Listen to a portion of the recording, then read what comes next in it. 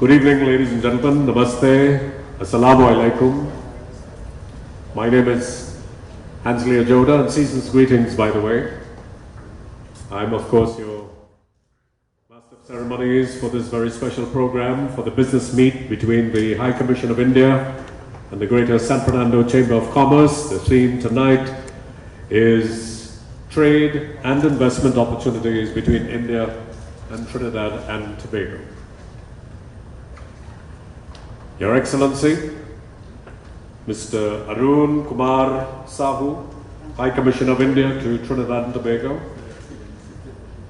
the first citizen of San Fernando, His Worship Mayor Junior Regrello, President of the Greater San Fernando Chamber of Commerce, Mr. Kiran Singh, and of course members of the Indian High Commission delegation, members of the media, and of course our specially invited guests. Thank you very much for your presence here this evening. As I said before, this is of course a very important meeting between the High Commission of India and the Greater San Fernando Chamber of Commerce, the team of the Indian High Commission, and of course the team of the Greater San Fernando Chamber of Commerce have been working on this in this rather trying and difficult and uncertain times that the entire planet is now enveloped in. Our presence here is indicative of our commitment to see things go further and beyond what we now experience as people of the earth. And 2022, after tonight, I'm sure is going to look all the more promising.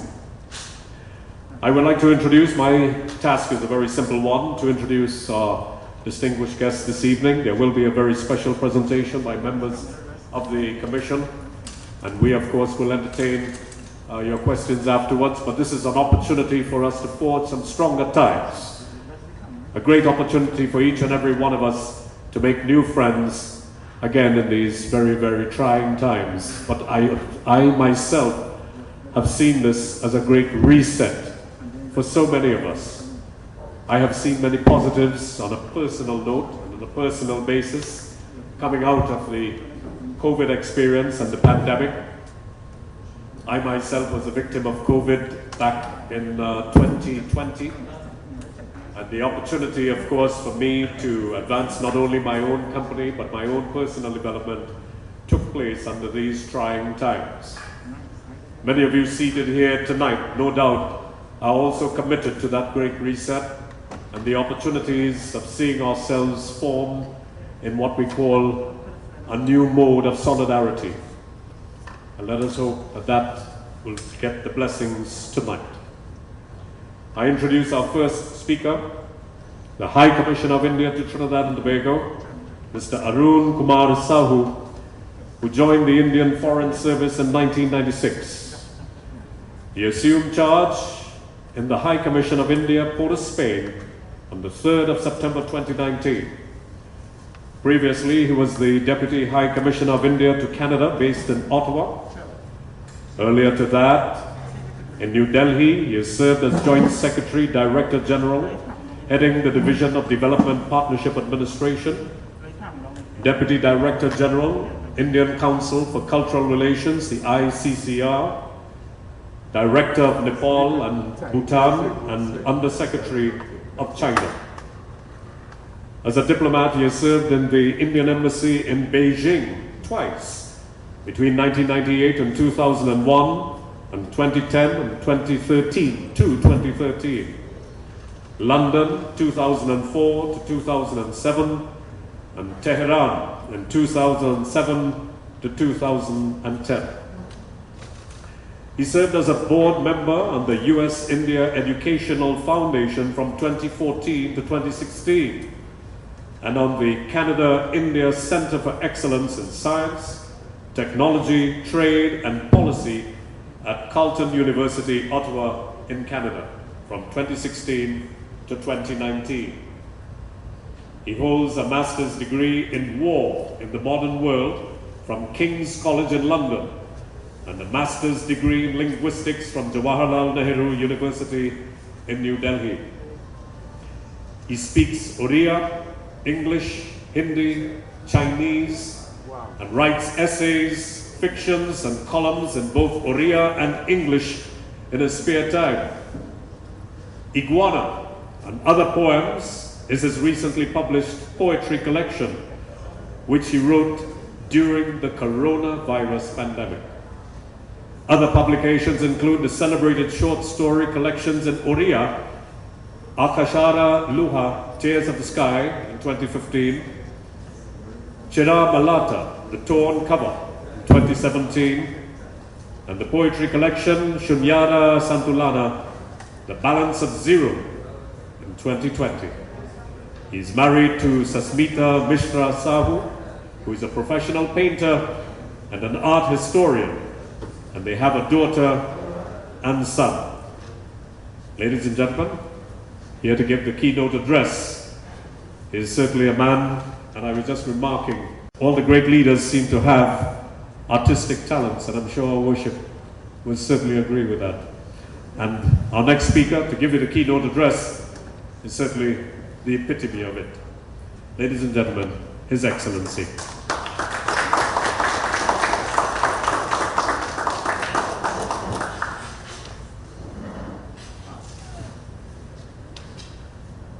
Thank you for that very long introduction. You know, when you were small, you need longer introduction. When you were big, you need only name. I'm still trying to figure out where do I place myself in the small and big.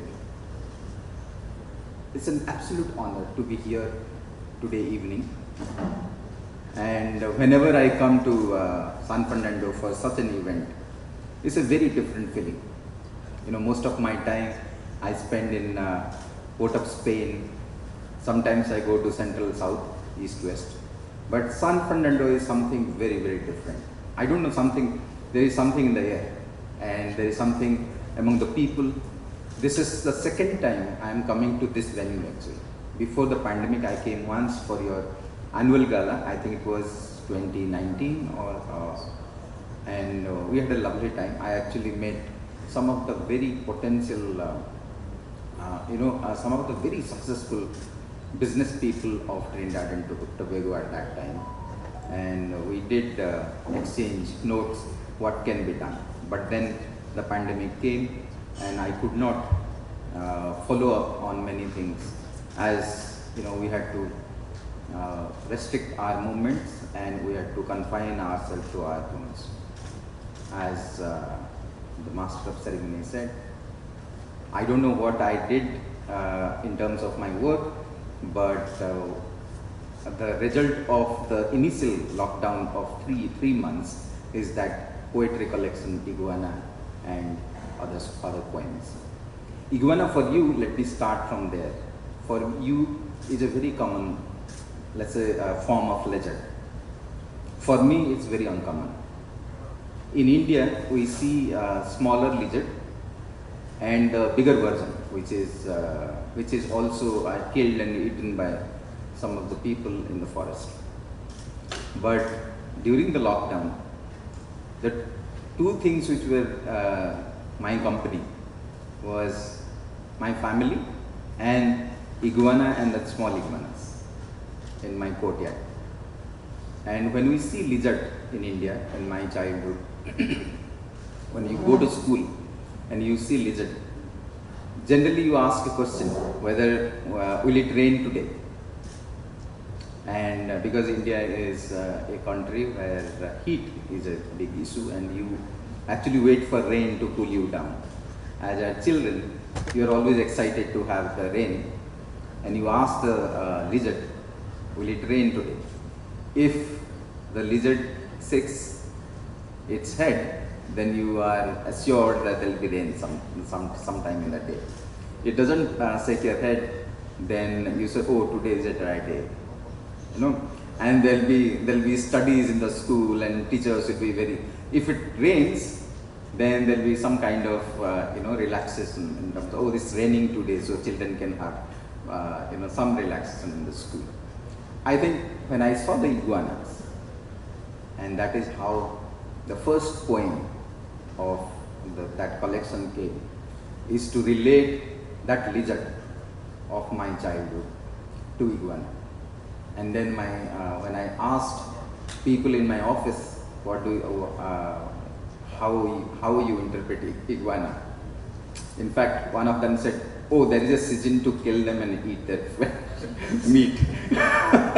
And in Trinidad and Tobago, sir, you can't kill. There is a moratorium on a particular period of the year where you actually can't eat iguana. I think what iguana connected me during the pandemic is with my childhood, with India, the air and the culture, the whole biodiversity of India, and how we interpret different animals, their behavior, and things which we see in the Caribbean, particularly Trinidad and Tobago. My stay in Trinidad and Tobago has been very, very enriching, as I said in the past also in various occasions, that there are many practices, particularly of those Indian practices, and many and few food habits or food, let's say, dishes that I actually tasted in Trinidad and Tobago for the first time in my life. For example, to give you an example, there is a statue here. There is a temple which prays tulsi. I don't know how many of you know tulsi. Tulsi is a plant actually, and tulsi in Indian household, when we were children, when you enter into any Indian household, towards the left or right, there will be a tulsi tree, and in the evening, somebody will just put a diya and tulsi leaf.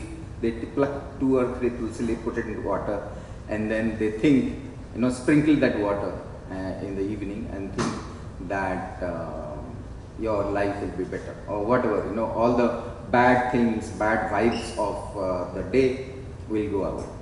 And that's how we remember Tulsi. But for the first time in my life, I saw a statue of Tulsi being worshipped in Trinidad and Tobago. And I have written about doubles and all this, I won't talk about that. But something like aloo pai and sahina. Sahina particularly, I don't think you get sahina in India today anymore. I think the sahina, the form of sahina that you have, I have discovered 2 different forms, the debe form and the kuva form.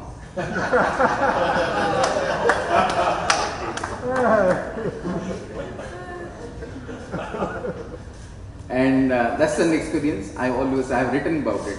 I'm actually working on a book on the historical and cultural heritage of India, how they exist in Trinidad and Tobago. And sometime, I think before I leave this place, if I get it published, then all of you will get some copies. Anyway, coming back to today's evening event, which is particularly for promotion of business synergies, I think let me say that I am really, really happy that Greater San Fernando Chamber of Commerce has agreed to organize this.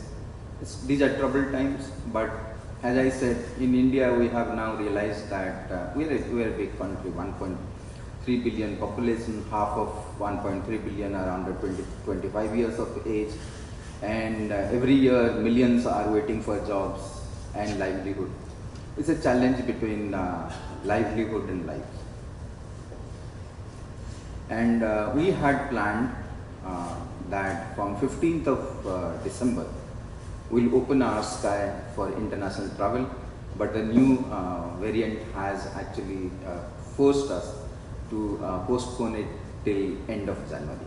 But even after that, I think we have in restricted manner opened our skies, open our guests from outside, all those visitors from outside. So more or less, we in India are moving towards some kind of normalcy. And one good thing about us, what we could manage, is that we have at least one sort of the vaccine, we have crossed over 1 billion in India. So essentially almost 50% of the people have taken both shots, and we are now thinking of the third booster shot. I think today we don't have a shortage of required vaccines, because as you know, and I had written in the newspapers also during the pandemic, it has done many things to many people, but it has, as a country, what it has done to India is that it made India known to the world as the factory of pharmaceuticals of the world. You don't actually realize that most of the vaccines that you administer to your children from birth to age 13, almost 99% of those vaccines are produced in India. And during the pandemic, people also realized that maximum number of vaccines that you use during under WHO are actually produced in India. We also realized that every third tablet or capsules that you take in any part of the world is manufactured in India. I think that is, and I always say this has not happened overnight. This has happened over years. Many people didn't realize this, but at least the pandemic has given us a new identity that we are the global hub of the modern science and technology. Now, it is a critical time of economic rebuilding as we emerge out of the COVID-19 global pandemic. Efforts like today's meet will contribute immensely to India, Trinidad and Tobago re-establish old business connections and work on new ones. The pandemic has exposed grave challenges to all big and small economies. Today, we are left with no other choice but to find ways to resume international commerce and trade innovatively. Life and livelihood have become the core of global management. The pandemic has taught us two important lessons. One, we live in an interconnected world and we are safe if all of us across the globe are safe. And two, national solutions cannot mitigate global problems. As you probably know, India has provided grant assistance of $1 million to Trinidad and Tobago under these circumstances under the UN India Partnership Fund to implement COVID-related health projects. Many Caribbean countries rely on imports for their daily necessities and household items. On the face value, India's bilateral trade with Trinidad and Tobago, and for that matter for other Caribbean countries, may not look very significant. However, the actual volume of India's exports to these countries could be higher than what is reflected in the figures. Many Indian goods are imported from neighboring locations like the USA and Canada. I have constantly been vouching that the businesses of both countries do more with each other directly. India is one of the largest growing economies globally and has a lot to offer regarding the quality and pricing of commodities and services. I'll list a few critical sectors that I think both businesses from both sides should look at. Information technology and new sciences. New sciences will include biotechnology, genetic engineering, space sciences, renewable energy, wind and solar energy, and anything which has high tech today India is a global leader. Pharmaceuticals, I give you a small example of how it has become, and the price difference, I must say, between generic and others are almost 1:20. Even the price difference between islands in Caribbean, I have traveled to other islands. I can also tell you that the price difference of drugs in Trinidad and Tobago to few islands in the Caribbean is 1:10. Agriculture, agrobiotechnology, including spices, coconut. We are working with a small unit in Mayaro to provide them some solution for coconut production. In the last few decades, India has achieved tremendous success in new sciences such as I said, biotechnology, genetic engineering, material sciences, space sciences, and nanotechnology. Agrobiotechnology is one of the niche requirements of the Caribbean. We are working with various countries in the region such as Grenada, Guyana, Suriname, and Cuba to forge win-win relations. New energy, including wind and solar. As you know, the whole globe is trying to move away from fossil fuel. So every country has its own priority to move at least slowly but steadily out of fossil fuel. And these are areas where you can see future opportunities. Many Caribbean countries are signatories of the International Solar Alliance. As you know, International Solar Alliance came out of the climate agenda, Paris climate agenda. India was leader in this organization, and we have now floated. We are funding global projects under this umbrella of International Solar Alliance. Only last week, the UN General Assembly has unanimously granted observer status to International Solar Alliance in the UN. And the scope of International Solar Alliance is only going to increase in future years. I'll urge all of you to take advantage of this opportunity. Though we are moving away from fossil fuel, but for the near and mid-term requirement, India has been engaging with other Caribbean countries for oil exploration and mining. One of them, of course, you know that we jocularly tell ourselves that even if you give energy of the world to India, India can consume. We are an energy-hungry country, and as we push for rapid economic growth, our energy demand also increases proportionately, and so does our global engagement in oil and gas sector. ONGC Videsh has shown interest in Suriname's oil.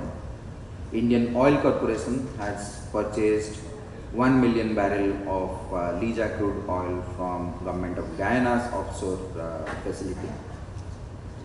Earlier, of course, HPCL Mittal Energy Consortium had bought 1 million barrels in March of this year. India is also exploring a term contract with Guyana to purchase crude oil and acquire oil blocks in the future.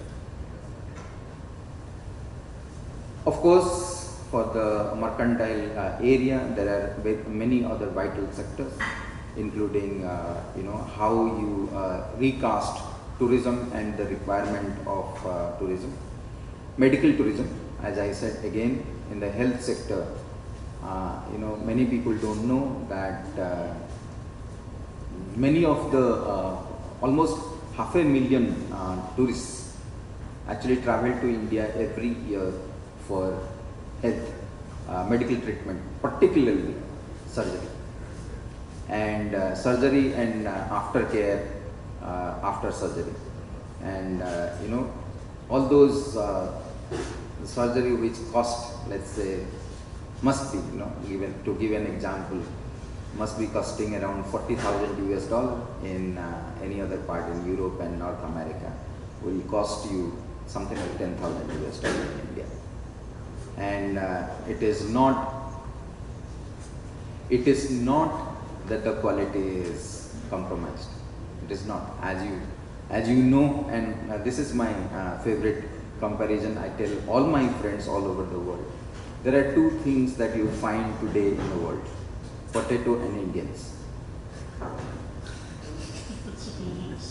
You go to a doctor, go to a hospital anywhere in the world, you will find Indian doctors, Indian surgeons. You go to any part of the world, remote area where somebody is, there are 10 people developing some app or something technical, there must be Indians. Many of the companies, I must tell you, those who do work with you, and we actually believe that they are Western companies or they are non-Indian companies. Most of the workforce which is working behind them are Indians. There are two things. Friends, I want to tell you that India as an independent democracy is only 75 years. We got our independence in 1947. This year we celebrate 75th year of our independence. But as people, as civilizations, we are one of the oldest in the world. One of the 4 oldest civilizations of world, India.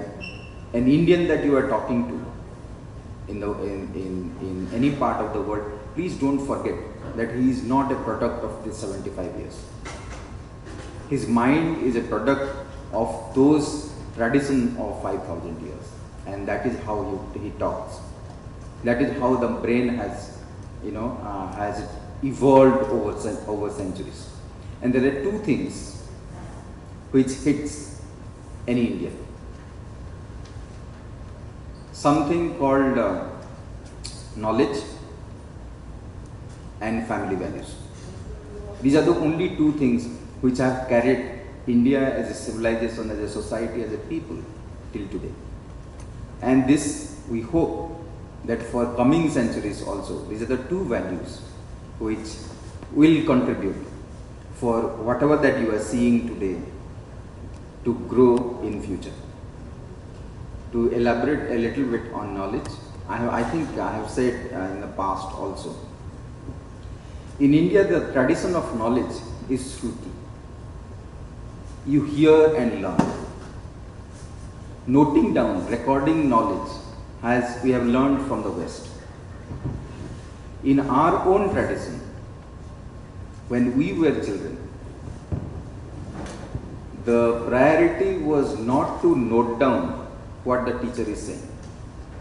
The priority was to listen what he is saying, understand, digest, retain, come back home, have your food, do your play, before going to bed, recall what he said, and then note down for future examination what are the points that you need to retain. And that is how our brain, I think, and it's not, I'm not saying only Indians who are in India. Now that I have visited Indians outside India, even in the Caribbean, I could see that, the mind works like this. And they understand the abstract concepts easily. Any Indian child, I always say that any Indian child is born bilingual. There are not many monolinguals in India. So there are hardly any brain in India which is actually monolingual. So the brain from the beginning itself, when the child is actually growing, start processing multiple things at the same time. And maybe that is why, that is maybe one of the reasons, in very short span of time, we moved from monoframe to parallel computing. And today, if you see any I think the last week somebody did a tweet saying how many CEOs of the multinational companies of the world are of Indian origin. I think he listed 13 of them, including Google, Twitter, Microsoft and all this. And now people are wondering how come all these Indian origin guys actually becoming CEO. It has not happened overnight. As I said, we are mostly tuned to parallel computing all the time. And we are, we are more women-centric society, where the mothers, the sisters, the daughters are given the role. I think they have assumed a role which nobody thinks is really great, but whatever product that you are seeing, they have tremendous contribution and sacrifice over centuries. And every mother in India has dreamt her children to be better and bigger than what she has dreamt in her life. So today, when mother, kitchen, all those things become, center of shock absorber.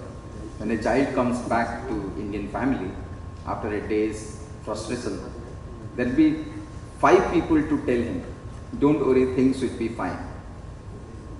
Today, there are societies where just to hear this word, that don't worry, things will be fine, you pay. There are institutions which is called counseling. So Indian families have, I think units have behaved like those counseling units for every generation, and they continue to do it even today. And that is why I think these are the 2 major factors which have brought us to the place that we were 100 years back to what we are today. I must also tell you that we were, as India, we were not always poor. In 1700, there are only 2 civilizations, 2 societies who were contributing, I think, 60% of the global GDP. India was one of them. 200 years of colonialism left us in 1947 as one of the poorest countries of the world. Today, after 75 years, we are the 5th largest economy. You throw a stone to any new sciences, we are there. And in the next 30 to 40 years, we are the only country in the world which has young manpower of the world. You can see any society, they don't have the necessary resources, human resources, to actually provide to execute kind of programs and business models that they want to do. 500,000 students every year from India join North American and European universities. So if our contribution, to give you an example, our economic contribution to Canada every year is $12 billion US. Every year. That's how we pay to get our children educated. I think that is where we are going, we are heading. I always say that 20th century belonged to China, but 21st century will definitely belong to India. There is absolutely no doubt about it. And in this climate, if you want to do business, if you want to, I have invited all Caribbean businessmen, all Caribbean who want to do business for future. I think there is no better place and better partner than India to start or expand or diversify your business. My colleagues are here today. That's the purpose behind it. I think besides business also, connecting to business. They will give short presentations on various aspects. Only one thing that I would like to tell you, that India has a facility to provide something called overseas citizenship, OCI, we call it Overseas Citizenship of India card. My colleague will tell you. All those who have, many people when I travel in Trinidad and Tobago, they tell me, I am 50% Indian, I am 25% Indian. I hear people saying I am 12.5% Indian. Will you give me that card? Anyone, my answer to them is anyone who has some ancestry with India is eligible to apply for this card. Please apply. It's like a PR card basically. You know what you call it, green card in US and PR card in Canada. It's an Indian PR card in a sense of. There are two rights which are not given to these people, which is voting right. You can't vote with this card, and you are not entitled to purchase agricultural land because that is in short supply in India. But once you hold this card, it's like a passport. The only difference is those two things between you and me. So to do business, you don't need the same treatment that I was given by Government of India will be given to you. In fact, if you enter into any international airports in India, there is a special counter, signage saying OCI card holders. So you go to that queue, and normally the custom officer will treat you as Indians. They don't make a distinction between, let's say you are a foreigner and you are Indian. Once you show this card, they said, oh, you are Indian without those two rights. So I would urge all of you to apply. My colleague is here. It's very easy now these days. It's all done online, and this is also extended. Very interesting that if once you get it, then you can give it to your spouse. You can also extend to your children, and the spouse need not have Indian ancestry. Can be any foreigner, So it extends to that. It's a great facility. I'm trying to give people the benefit of having this card. Please apply, and we'll be happy to extend that facility to you. And lastly, as I said, this is a businessman who had told me that as embassies and government officers, and what more can you do? And he's a seasoned businessman. He said, we know exactly where money is. And he said, his grandfather had told him that money knows where money is. So it attracts, and money attracts. And he said, government officers can't do much. I agreed with him. And I also remembered that for the last 12-13 years that he told me.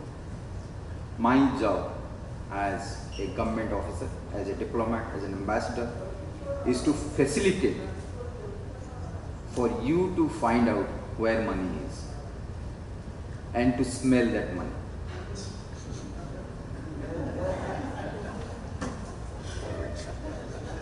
Thank you. I am ready to help you out.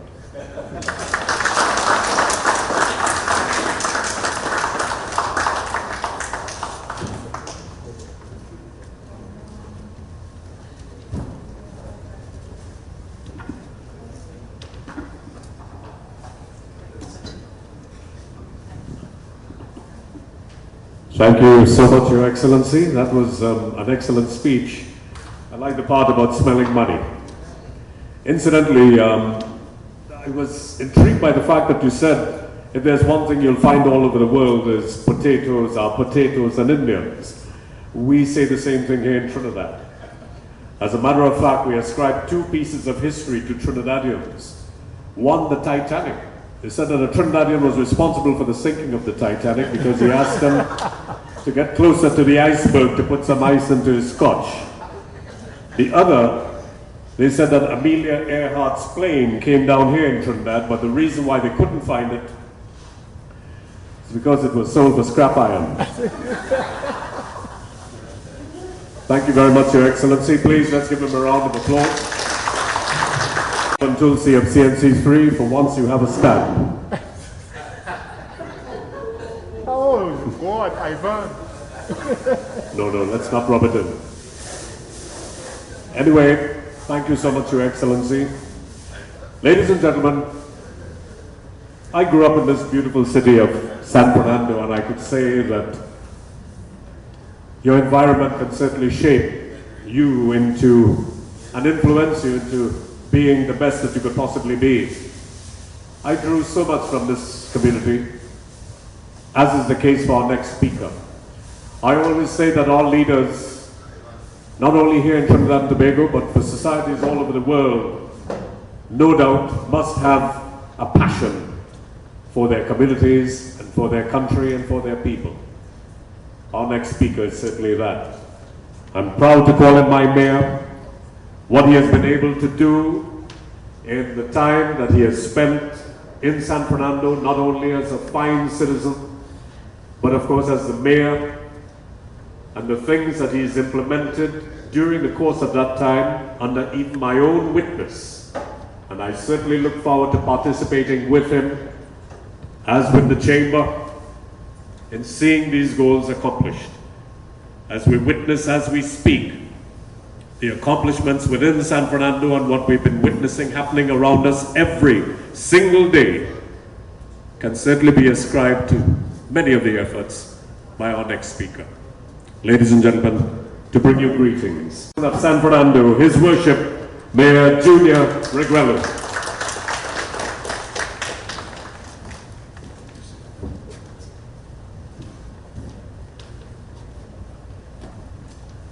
His Excellency Arun Kumar Sahu, and His Excellency my wife, first name is Kamala, her second name is Indrani, and she is 25% Indian. I think she qualified for membership. So my sons will be 18%, 12%, 13%, their grandchildren. And this is what is so unique about Trinidad and Tobago.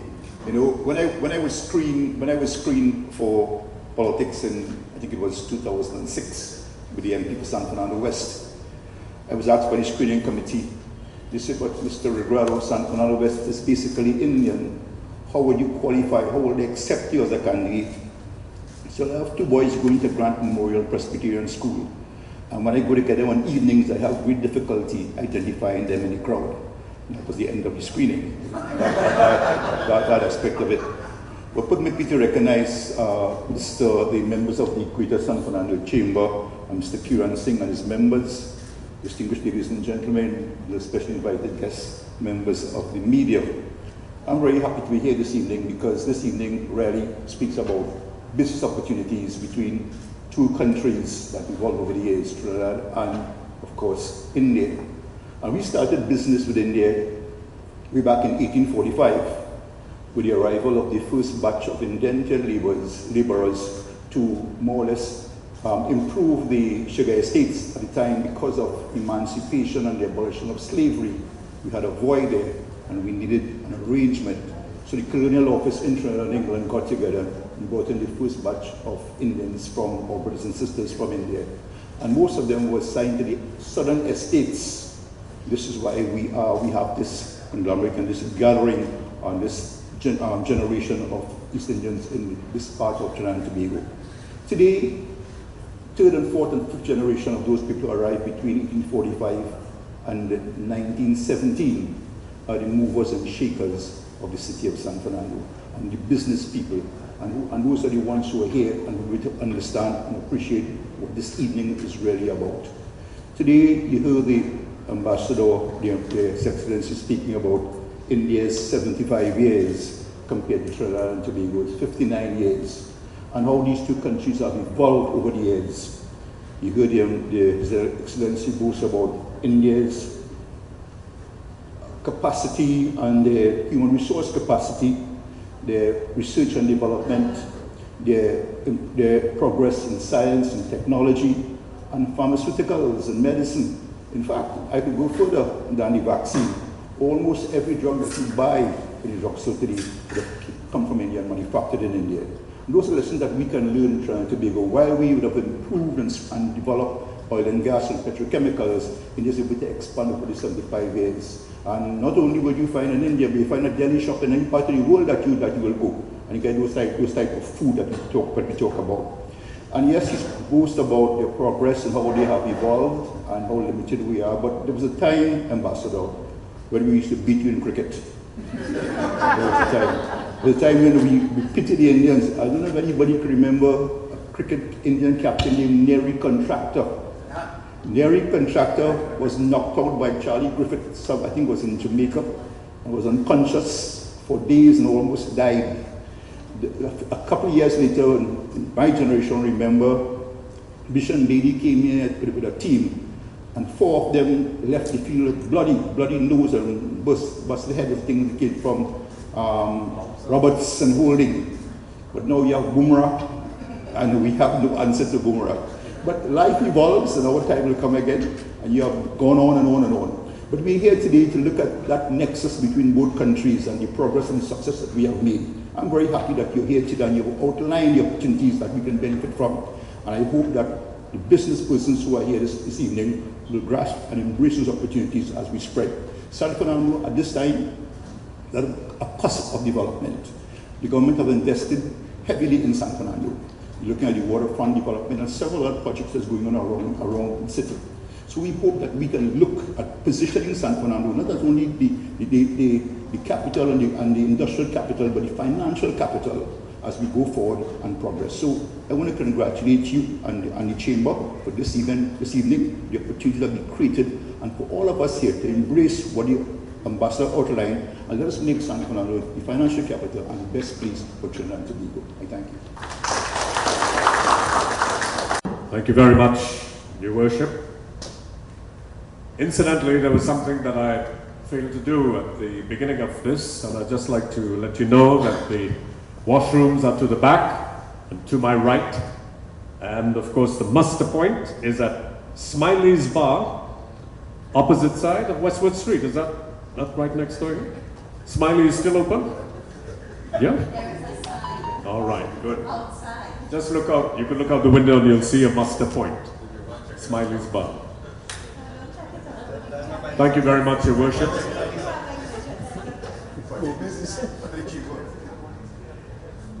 Ladies and gentlemen,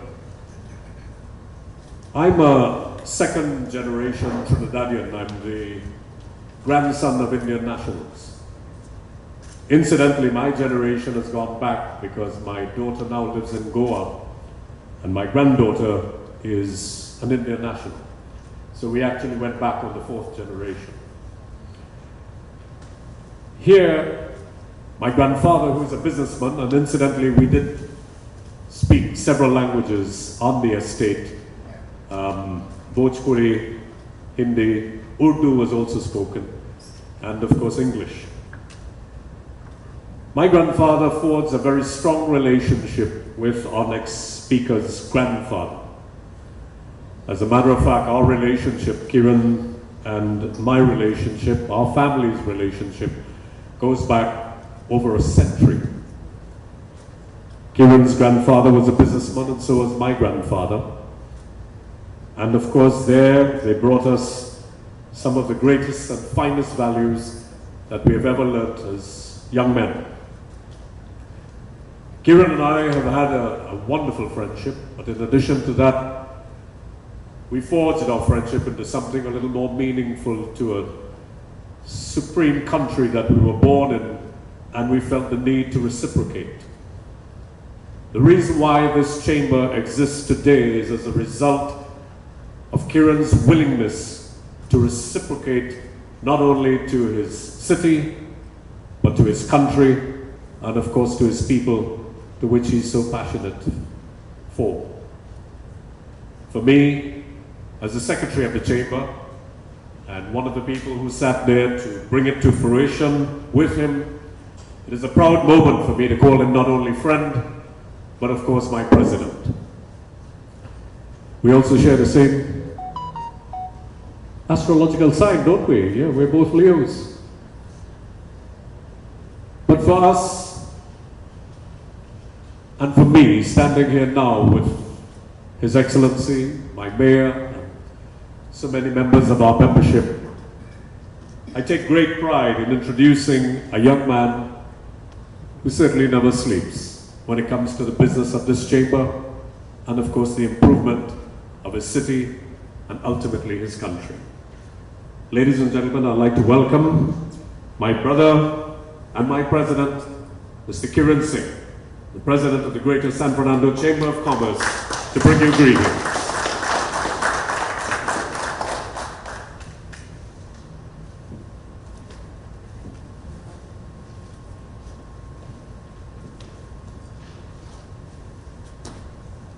Good evening, everyone.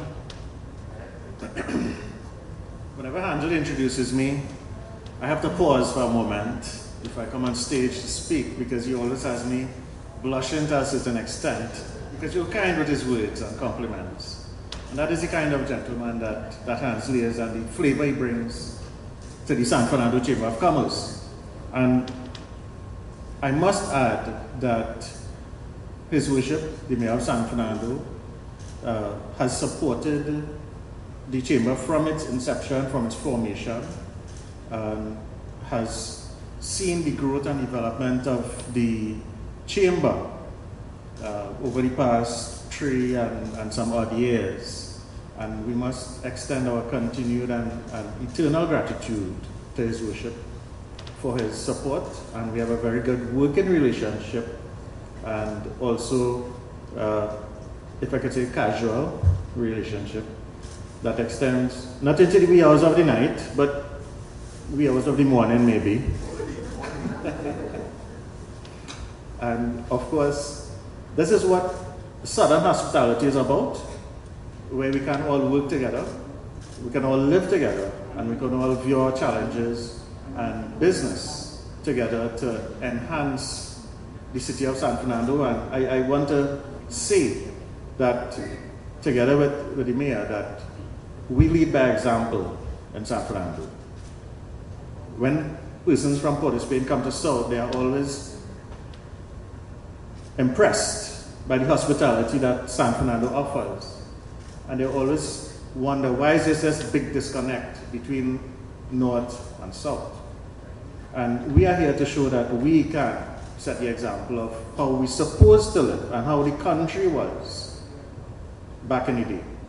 And I hope that it is recorded for posterity that we will see that the Southern community is a complete and perfect example of the entire country, where we all live together in harmony in one small unit called the city of San Fernando. And we can't do it alone, we have to do it together. So I must thank everyone for coming. And you know, there's a saying that the journey from Port of Spain to San Fernando is longer than the journey from San Fernando to Port of Spain. And only South people will understand what I'm saying. North people, San Fernando, where is that?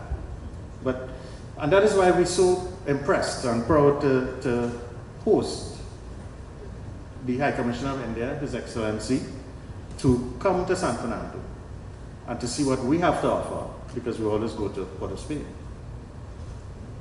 And I might add, when I was in India a few years ago, I must recall I didn't see sahinas at one of the street foods, or doubles, I might add.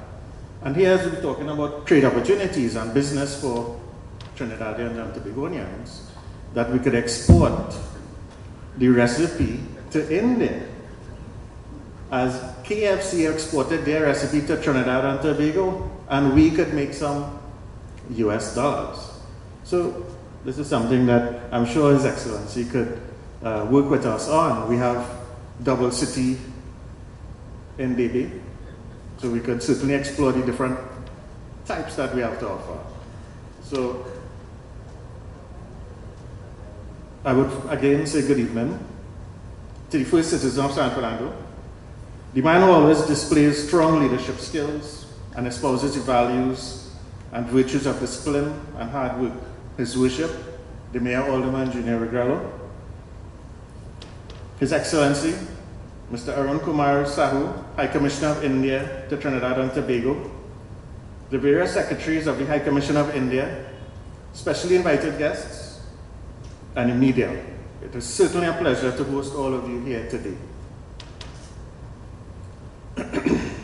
Of special significance is the fact that this very hardworking diplomat, His Excellency, is visiting San Fernando to discuss business opportunities between our great city and the magnificent country of India. His efforts to ensure the successful outcome of this event are much appreciated. We're beaming with pride to be able to welcome His Excellency to our city.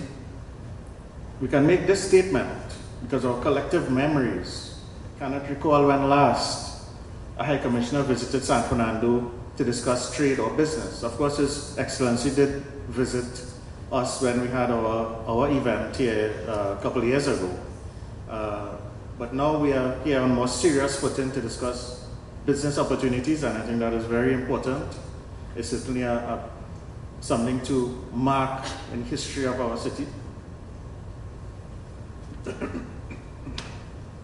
Trinidad and Tobago and India have certainly enjoyed a favorable, healthy trade and cultural relationship over the years, which started way back in 1845 with the arrival of the first ship to our shores. Members of the business community present here today represent interests in banking, insurance, wholesale and retail, jewelry, manufacturing, electrical and electronic equipment, and agriculture. Indian exports last year was over 70 million, if I have my figures correct. Pharmaceuticals, of course, account for the bulk of that figure. And that brings me to an interesting point. There was some years ago, I would say about 30 years ago, the private sector embarked on an initiative, and we were manufacturing OTCs, over-the-counter drugs, for wholesale retail dispensation in Trinidad, genetics pharmaceuticals. The younger in the crowd may not remember that, but I remember how old I'm getting now, because I remember this about 30 years ago, and that displays our age as we go along. Somewhere along the line, though, it closed up, unfortunately. But certainly we had the initiative back then and the drive to manufacture pharmaceuticals, and maybe we can take a page out of India's book, being one of the leading countries in manufacture of pharmaceuticals, that we can also re-embark upon that to generate foreign exchange, generate employment, and we can see how that will pan out, how that will benefit us here. And it is expected that while India would want to increase their trade with us through their exports, us here in Trinidad and Tobago would want to also increase our trade with India, increasing our exports to India, maintaining our favorable balance of trade, which we have with India, and expanding, deepening the range of goods that we have here to offer in Trinidad and Tobago. And of course, His Excellency raised a very interesting point that 99% of the vaccines up to the age of 13 are manufactured by India. That is something that we can take home tonight to digest, and how can we follow in the footstep of what India is doing in that regard. And of course, with the coming on stream of the SEZs, the Special Economic Zones, as announced recently by the Honorable Minister of Trade, Mrs. Polly Gopi Schoon, can act as a further catalyst to deepen the investment in Trinidad and Tobago. It is of special interest that we witnessed just a couple of years ago, where the Honorable Minister signed on to the International Solar Alliance, and Trinidad and Tobago being a member of this alliance, we would certainly benefit from a relationship with India. We have benefits from tax reductions, import duties. In fact, there's a company that started manufacturing solar panel accessories and so on in Marbella, Camry, just some time ago. And that makes us as Southerners extremely proud of what we have to offer here in terms of not only employment skills, but the technological capacity that we maintain in the Southland. And of course, as India being one of the leading countries in IT, information technology, renewable energies, and we would want to see, the Chamber would want to see and endorse greater cooperation between India and Trinidad and Tobago to promote the development of these sectors to generate not only foreign exchange, but the much needed employment which we need in this country at this time. And of course, you have heard His Excellency mention medical tourism, and this of course is vitally important. We have a lot of human resource being produced on a yearly basis in this sector, but we can also benefit from the resources of India from a human capital point of view, but also the medical technology point of view of where they have reached.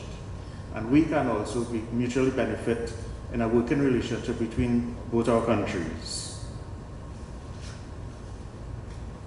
And of course, two investment treaties which were signed on some years ago, the Bilateral Investment Treaty and the Double Taxation Treaty, we are reliably informed that they will be coming up for renewed discussion, and revitalizing these treaties will certainly generate investor confidence for us in Trinidad and Tobago. And of course, this will tie back into the special economic zones that the government is advancing to us here right now. So again, ladies and gentlemen, I would like to take this opportunity to thank His Excellency and the High Commissioner of India on having this trade dialogue between the San Fernando Chamber of Commerce and by extension the country and India. And of course, we remain eternally grateful to His Excellency and by extension the Government of India for its generous donation of vaccines to our country. And I just want to add a point that every time I get the chance, I want to remind the public, Trinidad and Tobago, that fellow citizens, we implore you, please, those of us who have not taken the vaccine, to please go out there and take it if you have not taken that jab. It adds a layer of protection to us. It protects us, it protects our families, our co-workers, our friends, strangers on the streets. I'm sure all of us here can speak to knowing at least one or two people who have either become infected or unfortunately passed away due to this deadly virus. And the science speaks to the vaccine, and there's all the choice of vaccines. I remember when the first set of vaccines came in, there were complaints. The government, the Prime Minister, we need the choice. We don't have this vaccine, we don't have that vaccine, and I don't want to call it by name. And the government did that. They brought the entire range of vaccines that are available worldwide. So why is the hesitancy still there that we can't take a vaccine? We didn't want a vaccine from this particular country or this particular sector, but it's available now. Why are we hesitant? We need to protect ourselves, we need to be responsible for ourselves. And as we end the year, and we enter the Christmas period, 2021, and to enjoy 2022, a prosperous Christmas 2021, and a better 2022, I would like to again wish everyone here and in Trinidad and Tobago a blessed Christmas, a happy New Year for 2022, and please, people, Trinidad and Tobago, keep safe, reach home safely tonight, and before you go, you'd have seen some tables at the back, which means that dinner will be served, and after we hearing about all this sahina and doubles, and we don't know what might be in those pans. when we go for dinner. So I would like to wish everyone a happy 2021 Christmas and a bright and better 2022. Thank you, ladies and gentlemen.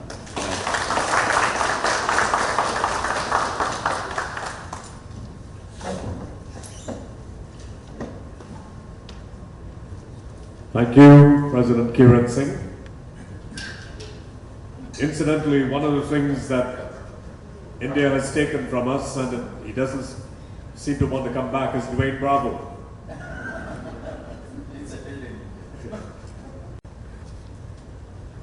Now we have a commercial presentation by Mr. N. Lingi Chetty, who is the Second Secretary of Commerce, part of the delegation that's present here. And we will also have a question and answer segment with the High Commissioner, Mayor Reguello, and Mr. Singh as well. And I'd just like to alert our technical team of that so that you can float your microphone as you see fit. All right? So let me welcome now consular presentation by Mr. N. Lingi Chetty, Second Secretary of Commerce, the Indian High Commission. Please put your hands together.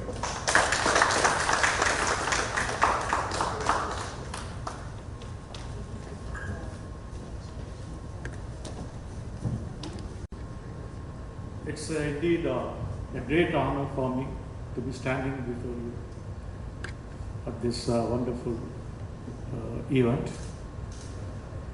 First of all, I thank our High Commissioner and His Worship, Mr. Junior Reguello, for gracing this event by their kind presence and for their greetings. And I also thank Mr. Kiran Singh, President of Greater San Fernando Chamber of Commerce, and other esteemed guests here for organizing this much awaited event. In fact, this is my second visit to San Fernando. As High Commissioner mentioned, it's a real positive feeling. So, on this positive note, I am a little confused, after such a scholarly coverage of the entire spectrum of the Indian economy by our High Commissioner. Probably there is nothing much in my presentation, but still I will do the honors, because there is a lot of number crunching here. I assume that all those who are doing commerce, you are good in figures, so just focus on the numbers. I will be taking billions many times. So just understand the concept in that context. And as our High Commissioner mentioned, money smells money. So once the presentation is over, and if you are very attentive, you will be smelling a lot of money. I can assure you that. So just be ready to join me for this small journey. It's a long presentation because High Commissioner has covered a lot of ground. I'll be rushing through my presentation. Okay. So it will be in three parts. The first part of my presentation is on the Indian economy and the potential it has for the business community. The second part of the presentation is on the existing trade relation between India and Trinidad and Tobago. Third part, of course, will be going forward, what we can all do to further strengthen or enhance the relation.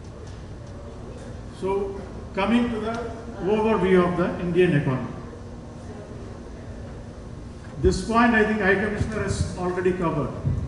Where we are now, to understand that, we have to see what was India's past 3 centuries back, that is before colonization. Asia's share in the global GDP was almost 57%, and within that, India's share was 27%. Okay. I will highlight this figure, and it was even more than Europe's share. Now, where we were just after our independence, only 3%. So, because we missed out on the industrial revolution, and also India suffered from foreign rule and drain of wealth. This is to put the things in context. Now, where India is now. Of course, in terms of absolute GDP, we are almost $3 trillion, but the right indicator would be purchase power parity adjusted GDP, which is almost like $10 trillion. United States is 21, China is 23 now. So, where we are going to be in 10 years from now, just look at it. So, you can understand where the potential for rapid growth. Because all these figures are important. So, any discerning investor will always look for the growth, and this is where the growth is going to come from.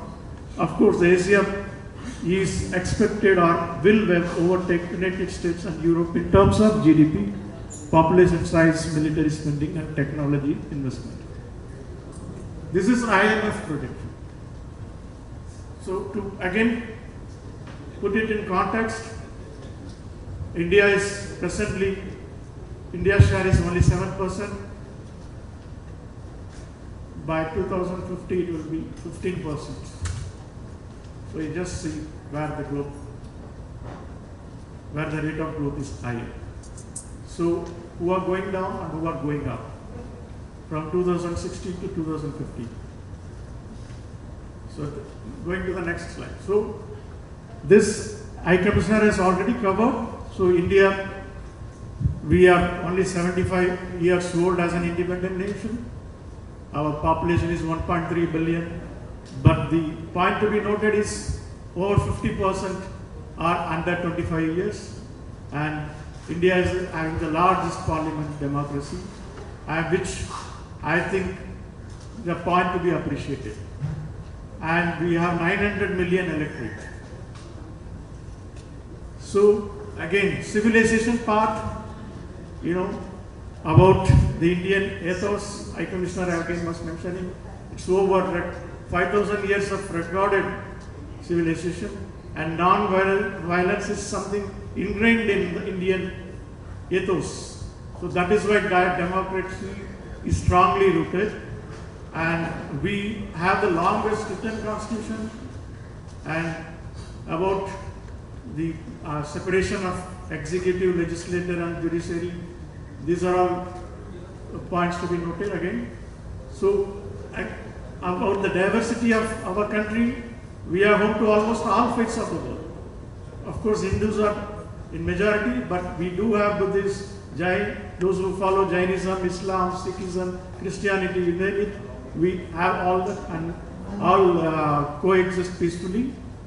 And we have almost 22 official languages plus English, of course.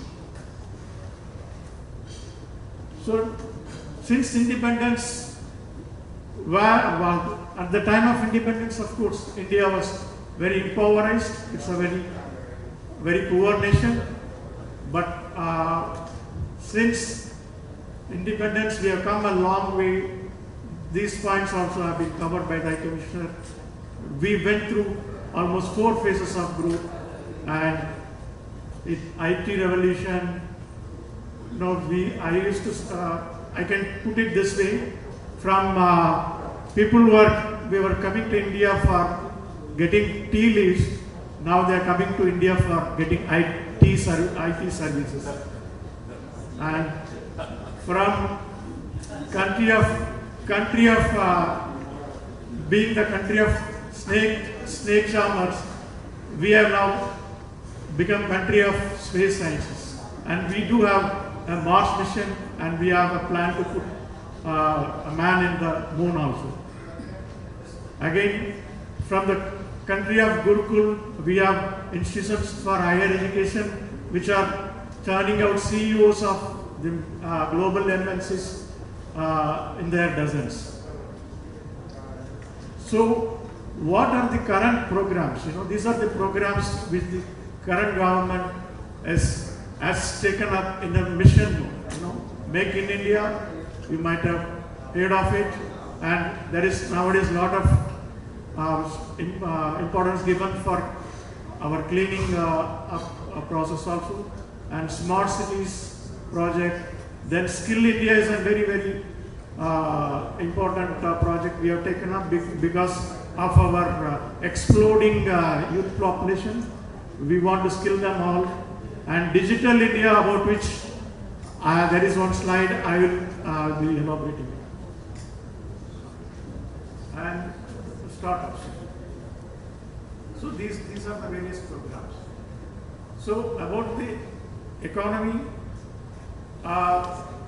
where we are going to, from by 2025 we are expected to reach 5 trillion economy.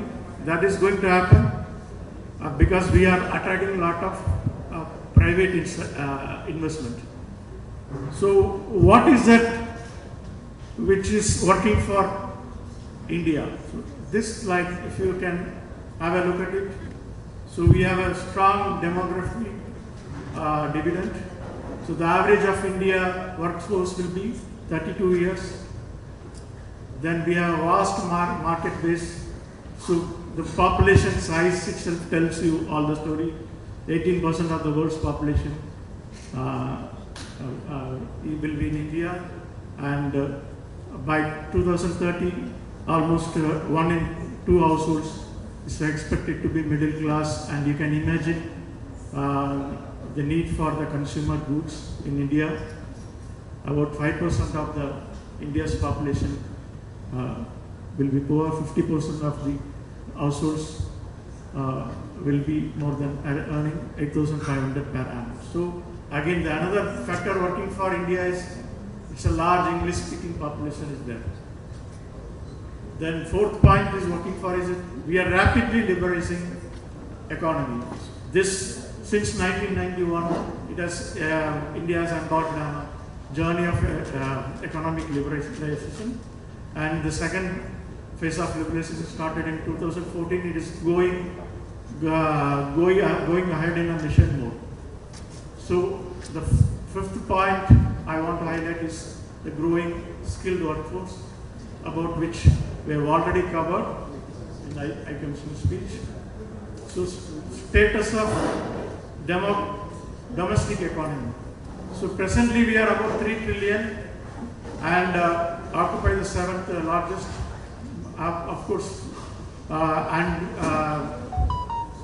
this person is going to go up, and we have been clocking an average of 7 to 8% of GDP growth. Because of all this is happening, we are experiencing faster growth because of several governmental measures. As I explained, since 2014, there have been several incentives taken by our government, and the labor laws have been simplified, and there has been a lot of reforms in corporate affairs, and there have been a lot of e-clearances. You can electronically you can get many clearances nowadays, and there are so many other factors which is working favorably for the investors. So what are the recent achievements? First, it will be, let me highlight on the infrastructure. So earlier, we used to build 12 kilometers. In 2015, now that figure has gone to 30 kilometers of expressway, highway per day. Just imagine. So the national highway length in 2018, it was 122,434 kilometers. So infrastructure wise, India is connected like never before, and there has been a task force to set up to execute many more projects on the pipeline. by 2025. So about that, India going digital way, there are a lot of interesting things happening. So if you look at this slide, so India is one of the top countries globally on key aspects of digital adoption. Just look at this amazing figure. Almost all the Indians are having unique digital identities. We call it Aadhaar card. Everybody has a digital identity card, and as far as internet subscriptions is concerned, it is 560 million. And these are other relevant figures for where we are digitally. So India is nearly 500 million internet users, and this number is rising rapidly as we speak. So this is one interesting phenomenon which is happening now. So India is the third biggest startup hub in the world, and in terms of the unicorns, it has churned out already 60 unicorns. Because of the various government efforts. I mentioned about the flagship programs of the government. Due to those initiatives, there are several unicorns have come up in India.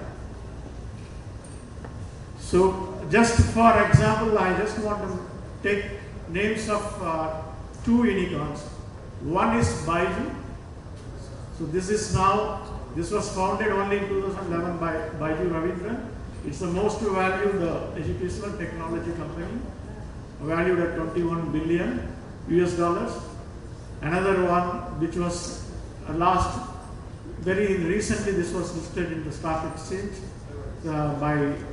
this is owned by Falguni Nair. She is the India's richest self-made woman as of now, because after the listing of the shares of Nykaa, which is a beauty retailer. So this is just to give you an example of so many unicorns which are coming up.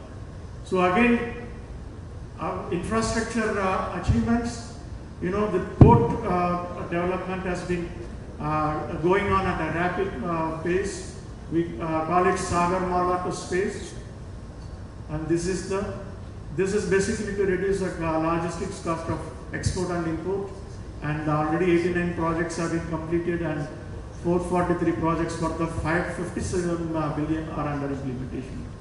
And there are many more projects which are going on.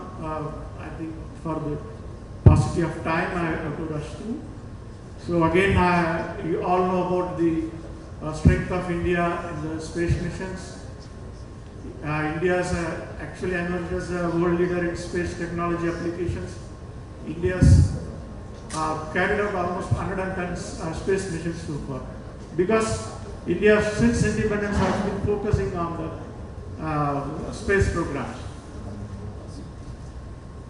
So now let me come to the champion sectors of India, which is shining globally.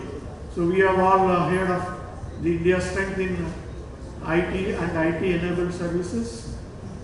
So this is one of the 12 champion service sectors for which there is an action plan, and the worth of this sector, you can look at it. So 1,000 global delivery centers operated by Indian IT firms are in more than 80 countries, and 280 Indian firms led by TCS, Wipro, Tech Mahindra are expanding globally. So leading sourcing destination across the world, holding 55 market share of 185 to 190 billion global services. These are all facts and figures to be noted. So as far as the digital excellence, I already covered it in my earlier slide. So this again, I want to highlight the fact that India is emerging as a hub for digital skills, also because of our strength in the IT area. So High Commissioner again mentioned about global tech CEOs and just you can see their names, and they are here. Starting with Microsoft, these are all trillion-dollar companies. So these are all headed by Indians. Satya Nadella, Sundar Pichai of Google, Shantanu Narayan of Adobe, Arvind Krishna, and recently Twitter. They also studied in India. Most of them, they all studied in India. They are not only of Indian descent, they also studied in India. Parag Agarwal, he became the CEO of Twitter very recently. He's the person. Now, about the pharma, already the other speakers have spoken in detail. Enough has already been said. So, India is the largest manufacturer of generic drugs in the world, and India's pharmaceutical industry is valued at $55 billion. Now, India ranks third worldwide for production by volume and 14th by value. So it is also of interest to note that US FDA compliant pharma plants outside of USA, India is hosting, the highest number of them. Almost 3,000 pharma companies with a strong network of 10,500 manufacturing facilities, and 60,000 generic brands are being produced in India. So this is another slide about the API industry. These numbers are really amazing, but again let me rush through because there is a lot of other areas to be covered. I can share this presentation to the chamber later on if anybody interested in any of the sector. Now again, one more interesting area would be the automobile industry. I think in Trinidad there is a lot of interest in the auto components, and this is India's auto components industry is presently valued at 49 billion and expected to grow to $200 billion.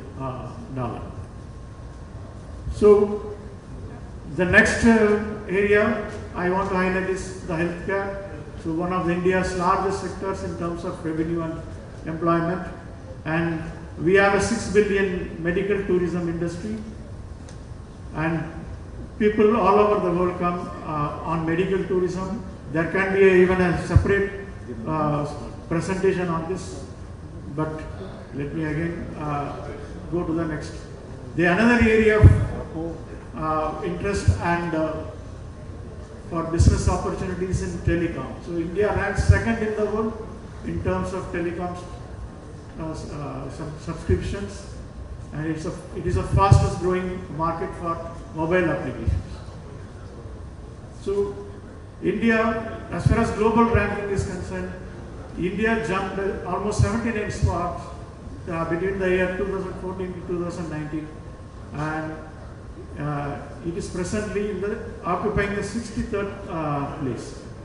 So because of the various initiatives, business-friendly initiatives taken by the government, so we are well placed, and we are already attracting a lot of foreign investments because of our ease of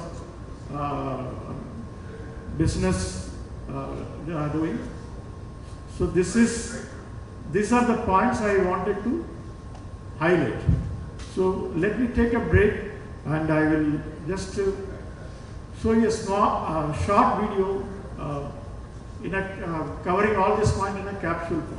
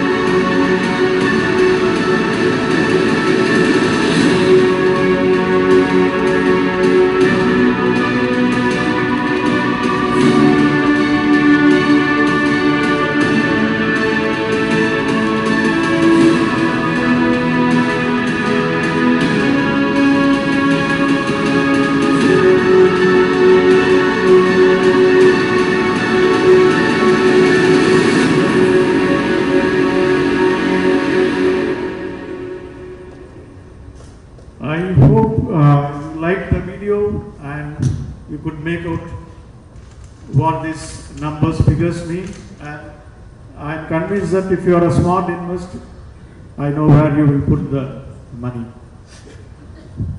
Okay, now I am coming to the second part of my presentations, which is about the trade relations, the existing trade relations between India and Trinidad and Tobago. This is just an overview, most of it you may be knowing, but I will run through it quickly. And we have all the legal or government framework which works for a healthy trade relations, because the trade agreement was signed in 1997, so according most favored nation status between the two countries, and this would help us, so that is why, I don't know, in spite of that, we have not yet fully realized the actual potential. So the bilateral trade during 2021 was about 265 million. Of course, this was heavily in favor of Trinidad and Tobago. If you look at the export figures, on 89, it's mostly energy products, of course. And Indian export to Trinidad has been ranging from 70 to 80 million US dollars. So there are other bilateral agreements also, which Mr. Kiran Singh also mentioned. So as such, there is no barriers for further improving the trade. So these are the last few years figures.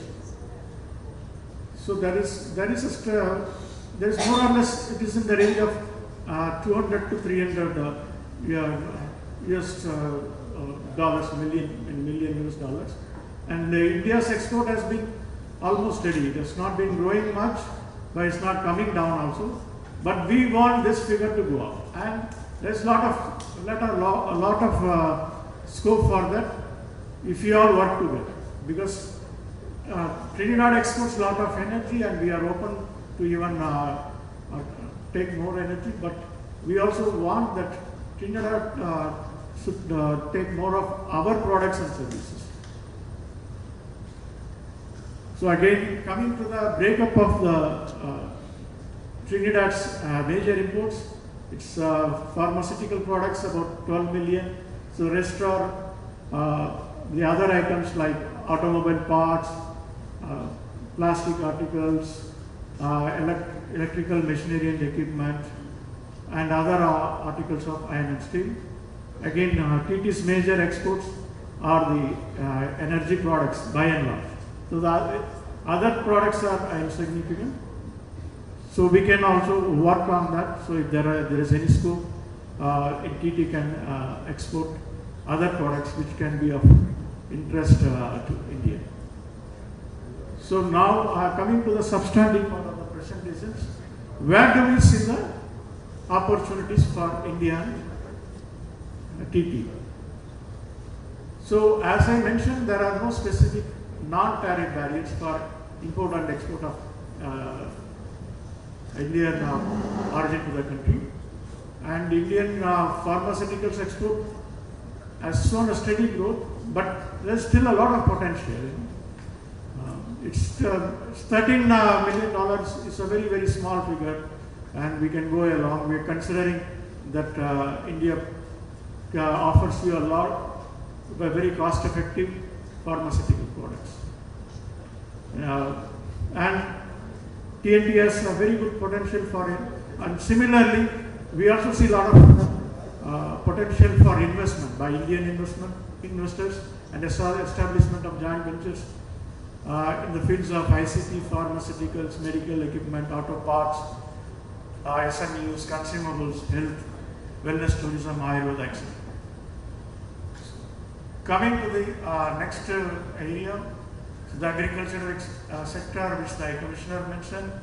So the agri sector employs, your country employs skilled workers, which India can tap into, and also we can facilitate training and development of human resources in this sector.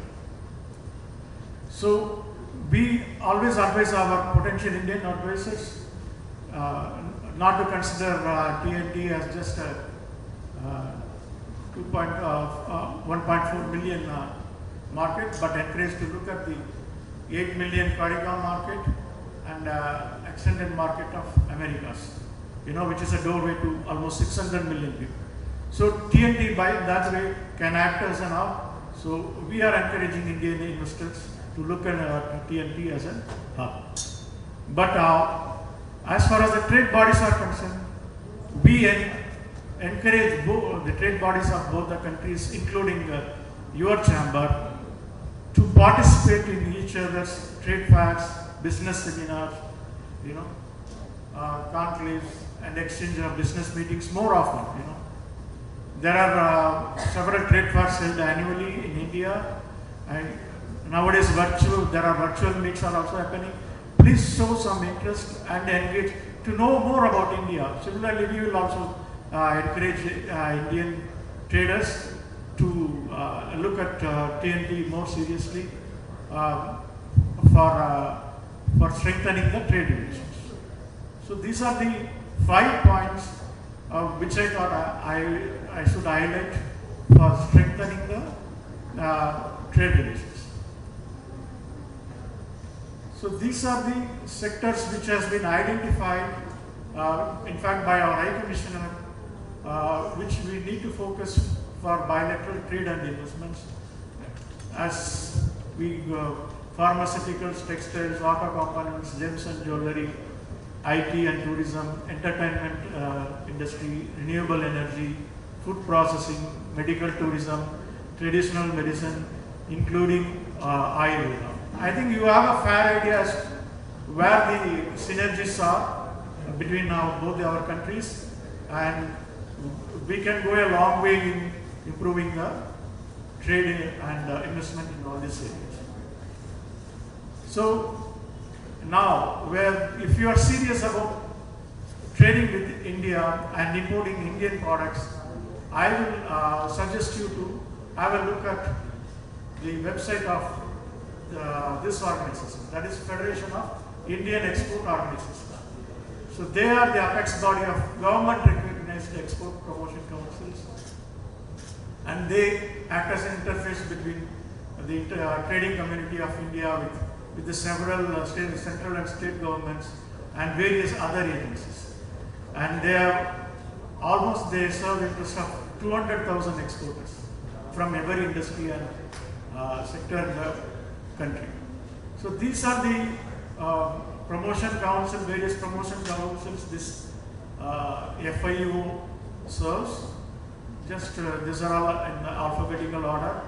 So whoever, any of you who has any particular interest in any of these products can have a look at it. So there are more than 20-25 export promotion councils. You can reach out to them directly or through us also, about which I will give you some details. But please engage with them. If you have an interest and if you see that there is a need for Indian products, and you feel free to contact these organizations through us or directly. So about the Oci Card, already High Commissioner has mentioned, and my colleague will be going in detail how you can get this Oci Card, because this will enable you a lot of business facilities. Apart from entering India easily, you will be able to do pursue a lot of business interests also if you have this card. So this is my contact. I am second secretary working in the Daily Commission. This is my email ID, and my colleague who is here, Arun, and most of you may be knowing. He is dealing with the day-to-day inquiries. He can also be contacted. So I suggest these are the useful websites for you. If you can have a look at it, it will give you a better idea about the Indian. So what we have been doing during the pandemic time, it's not that during the pandemic time we have stopped working. We have been doing a lot of things virtually also. So as I mentioned, so we have identified these 10 sectors for closer engagement, and we are working very strongly on these areas. And some of you may be having our newsletters. We are coming out with monthly newsletters which covers the high impact economic news about India and Trinidad. I would suggest you to subscribe to this newsletter, and we will be happy to distribute it to you on a monthly basis, either through email or even in the physical format. So, as I mentioned, we have been engaging with various ministries, various agencies, both in India and Trinidad and Tobago. We have held a lot of virtual events in the last 1.5 years. Just you are seeing a sample of that. These are the trade events hosted by the commercial section. And just we are coming to the end of the presentation. So this is our contact details, and I would strongly request, please, we can be of whatever little assistance we can be of to you. Please feel free to contact us. You know, there is a potential for a lot of growth in the trade relations, and we can achieve that if you engage more closely than we are doing now. And so we are always you are always welcome to contact us. So with this, I come to the conclusion of my presentation. So the India's growth stories. In conclusion, I want to say only this thing. So India growth story is real and it is intact. You know, I don't have to again repeat that. So as any sensible investor or trader would do, give a serious thought about engaging with India more closely. With these words, and once again I thank all those who are here for patiently listening to me. Thank you very much.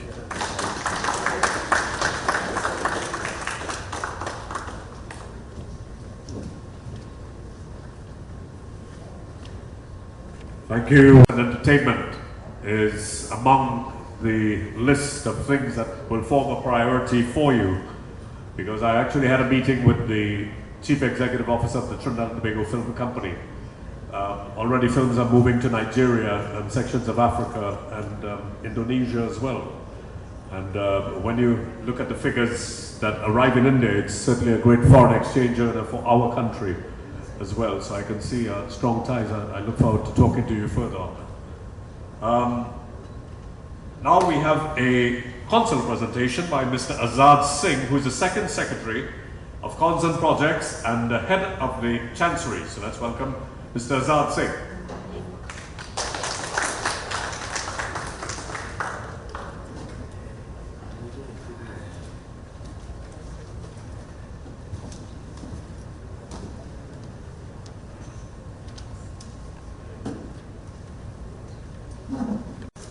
His Worship Mayor of San Fernando, President of Greater San Fernando Chamber of Commerce, distinguished guests, colleagues, ladies and gentlemen. It is a great pleasure for me to talk to you. I am happy to share information on consular services extended by the High Commission of India, Port of Spain, to the Indian citizens and foreign nationals. So first one is Oci Card. How to apply for an overseas citizen of India card, Oci Card. A person is eligible to obtain OCI who meet the following criteria. A person must be a foreign national with a documented Indian ancestry. The benefits of acquiring OCI are as follows: multiple entries and multi-purpose long-life visa to visit India. In other words, it is our green card. You may stay in India as long as you want. You may set up business, open bank accounts, take up employment, buy properties, accept agricultural land, and other benefits are also shown on the screen. Exemption from reporting to police authorities for any length of stay in India. Application can be made at an Indian embassy, high commission or consulate of your country via online application as per link shown on the screen. These are the requirements for applying an OCI card and requisite fees. Steps how to apply for OCI card. You go to the High Commission website, go to Counselor, and then press OCI card. These are the steps to be followed for applying for OCI. Visit the web link shown and other steps and requirements. Complete the required details and click the green button as shown on the screen for the application. Print the application and submit at the High Commission with the supporting documents. This one is for about visas. Steps for how to apply for Indian visa. All foreign nationals except OCI card holders require visa to enter India as per the details shown on the screen. These are the type of visa that can be issued to a foreign national. This is a link where we can go and apply for visa. Visit the High Commission website and click the consular, select the visa or e-visa to apply. So these are the steps. This is a link you can apply. It will look like this. You furnish your details and save all that information. Apply online visa, submit documents at High Commission and collect your passport with visa from High Commission.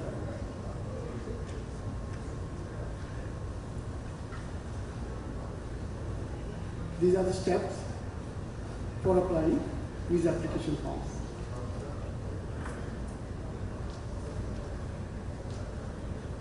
Then you finally upload your photograph in JPEG format, crop and save it. Finally confirm and your personal details. Submit your form and take a printout. It will look like this. Print the application form and submit it at the High Commission with supporting documents as per the details and requirements shown. There is e-visa also. You can go to the link for e-visa. Apply application and upload your photo and passport pages. Pay for e-visa fees online. Receive ETA, electronic travel authorization, which will be sent on your email. Take a printout and present it at the immigration post where the e-visa will be stamped on your passport.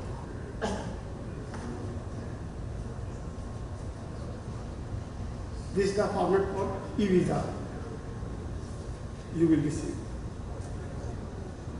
And this is a list of other services offered by the High Commission of India, Port of Spain, and general requirements you can see.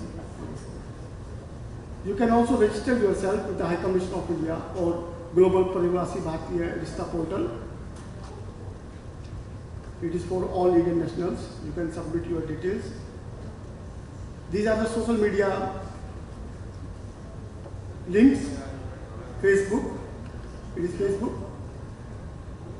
it is Instagram, it is Twitter, and YouTube links.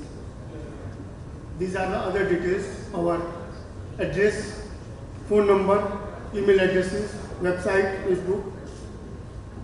Yeah. So I hope all this information will be useful for you. I would just like to tell you that High Commission of India has decided to reach each one of you at your doorstep to make consular services more effective and effortless by organizing consular camps at different key places of Trinidad and Tobago with an aim to provide swift and prompt services. Thank you very much for your attention. Thank you very much, Mr. Azad Singh, Second Secretary and Head of the Chancery. Moving on now, and this is no doubt something that will certainly pique my interest as well as the other presentations, but when it comes to culture, I know His Worship and I share a certain passion where this is concerned. A cultural presentation by Mrs. Ramya Ajay, who's the Director of the Mahatma Gandhi Institute for Cultural Cooperation. Please put your hands together for Mrs. Ajay.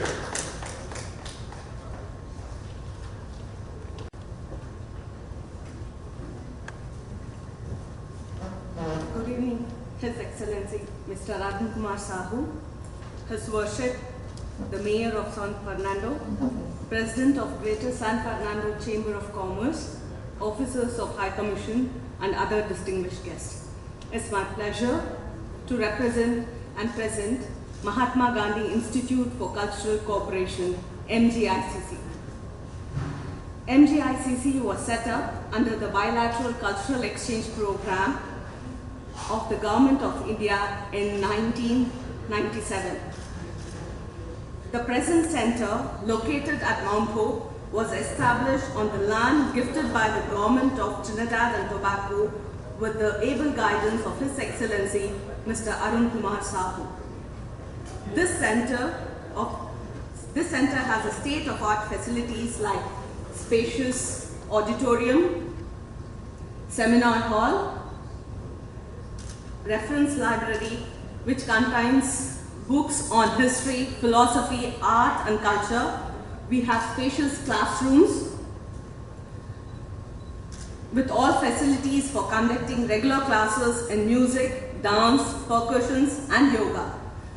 I would like to add here that our auditorium and seminar hall of MGICC are available for rental facility for conducting cultural events. The classes are conducted by specialized teachers from India. Presently, we conduct classes in tabla, dholak, pakawaj, Hindustani opal, harmonium, keyboard, Bharatanatyam, Indian folk dances, Kathak and Hindi. MGICC also offers scholarships under ICCR. There are two schemes. ICCR's General Scholarship Scheme. This scheme focuses on higher education, bachelor's, master's and doctorate degrees in any field that is engineering, science, arts, commerce, law, etc.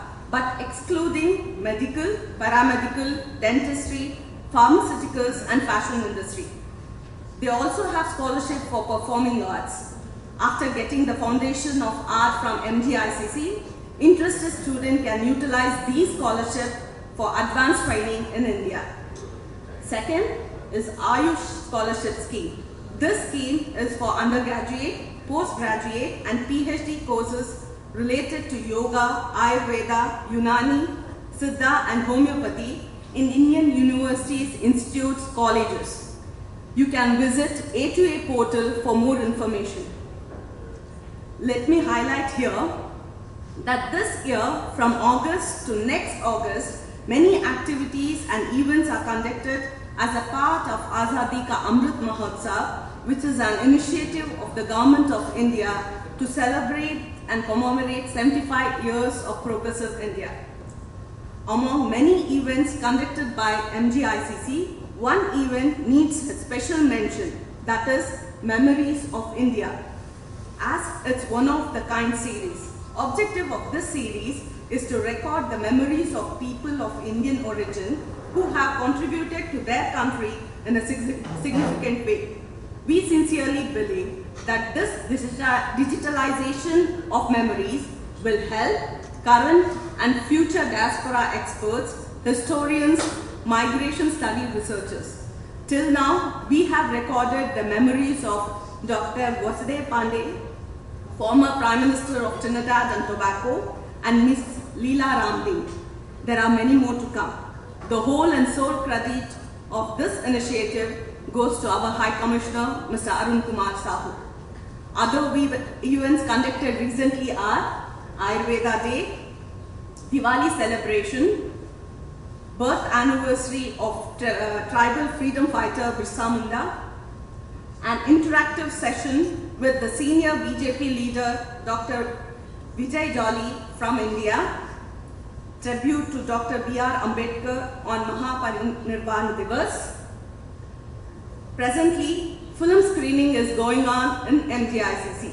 Tomorrow we are having the screening of the movie Bahubali, The Beginning, at 3 p.m.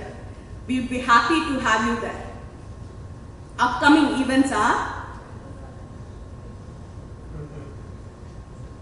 outreach for the students and faculties of University of Southern Arabia on Indian music will be held on December 13th. 3 days dance workshop will be held on 20th, 21st and 22nd of December. More Indian movies will be screened in the month of January and February 2022. World Hindi Day and Republic Day of India 2022. You can get detailed update of our events in our social media pages, Facebook and Instagram. Thank you for your support and contribution. Look forward for your continuous involvement and participation in our events. Jai Hind. Thank you very much. Ladies and gentlemen, let's give our three presenters a round of applause. I have to say that I was very intrigued by your presentations. Thank you very, very much. With that, we have our questions and answers segment with our High Commissioner, His Worship, Mayor Junior Regrello, and of course Kiran as well. And we've got a presentation of tokens, but if our technical team can, we've got a floating microphone. And any questions from our audience? I myself certainly have one, but let me field it from the audience. First of all, for those of you who have questions.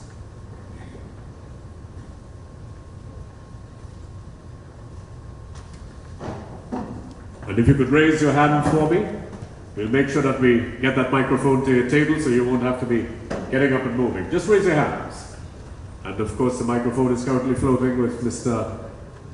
Matai, who is very efficient. I have to say, he's one person I get all the time. And he answers his phone and returns his calls. The only other person who does that is His Worship, Junior Regrello. Any questions? All right. I see some reluctance, but one of the questions I wanted to ask His Excellency, but of course it may actually go across to the panel, is that I had a meeting with the Chief Executive Officer of the Trinidad Tobago Film Company. There's been an initiative with respect to films, old and new now. I myself own a film company. I've just completed a motion picture, and which is due for release, shot at 17 locations throughout Trinidad and Tobago, and based on an Alfred Hitchcock film. We're looking, as filmmakers, the CEO was curious about further interactions with the Indian film industry, because she was looking at some figures among the top 10 actors on the planet. And Amitabh Bachchan and Shah Rukh Khan were at the top of it. And when they look at the worth and the value of exchange for films, we are starting to witness it for Africa with our exchange with Nigeria and other countries. But we realize that India is a huge market, and we can see the exchange from the presentation by Mrs. Ajay. You all are screening films here, and we are hoping that through the film company, we want to get into India, into the markets of both North and South India. We know that there are Indian film festivals. So I'm hoping, I know it's going to be difficult because I know people want to have dinner, but we are hoping that we can further our discussions, if you could direct us as to where our discussions can be with the CEO, myself and others who are interested in forging stronger ties where we can create greater markets for films over here. Your Excellency? Yeah, I think the easiest and also difficult is to catch hold of Shahrukh Khan. Shahrukh, before pandemic, was coming to this country every year because he owns a franchise in CPL, which is the Trinidad Riders. And I remember when I landed here on 3rd of September 2019, he actually landed on 4th. And we could not meet because he had an appointment with the Prime Minister of this country at that time. So that is the level of accessibility you have in terms of cricket and Bollywood. But let me also tell you that the whole idea of this film week that we are doing, in December, January and February, is also not to get subsumed to only I will catch hold of Shahrukh Khan, then only I'll succeed. Right. Priyanka Chopra is also there in New York. You can catch hold of her also. So these are big names. Catching hold of these people, if you are not able to do it when he is here, then I don't think how you will get in when he is in India. So there are other companies who has the time and energy for your kind of initial projects. So the whole idea of this film is I don't have to promote Indian films. I don't have to. Shahrukh doesn't need me to be a brand ambassador. The whole idea is these are films from 8 different languages. 9 films we are screening of 8 different languages. All of them are by reputed directors and producers who will be very much interested, I think, given their time and energy and resources, they will be able to spare some time for a foreign collaboration. Look at these things. To give you an example, there is a theatre company in Trinidad and Tobago who is now collaborating with Bangalore Theatre Company. It has happened only last year. And they were wondering, when I saw their brochure, when they met me, they did projects, theatres like, Temple in the Sea story and all those, and they wondered whether they can actually have a collaboration with a reputed Indian theatre company and how this can be done. And in years' time, they are in touch with, not only in touch, they have done seminars, workshops and all this virtually during this lockdown with Bangalore Theatre Company. And yesterday, day before yesterday, actually she came, the director of the company, and said, we're very happy that you gave those connections. So I think you have to look at, let's say, the Tamil film industry, the Bengali film industry, the Malayalam film industry. These people make, when they make it in Hindi and it becomes international, people then realize, oh, he's not a filmmaker from Bollywood. He's a filmmaker from Tamil Nadu or independent filmmaker. So Bombay, for example, the movie Bombay was made by Malayalam. We call it Maniratnam. Maniratnam doesn't sit in Mumbai. He is in his own place. It's easier to catch him, people like him who have done international films. I think that is the way you have to go, because this industry is huge, and everybody in the world now, including Hollywood and all this, everybody is trying to have a collaboration every day for the global market. Yes. I think to have that, it's all how you go about the, let's say, how do I zero in on 5-6 of them who will listen to our project. Yeah. So I think that will be the strategy. I'll suggest. The opportunities are certainly there, especially through information technology and international streaming, home box office, that sort of thing. It can mean a lot of revenue for our country. Oh, lovely. This is like foreign exchange, millions. Cricket franchise, as I said, that cricket franchise, IPL has now become $8 billion US. Similar with Bollywood film, Indian film industry, and they now have simultaneous release in all over the world.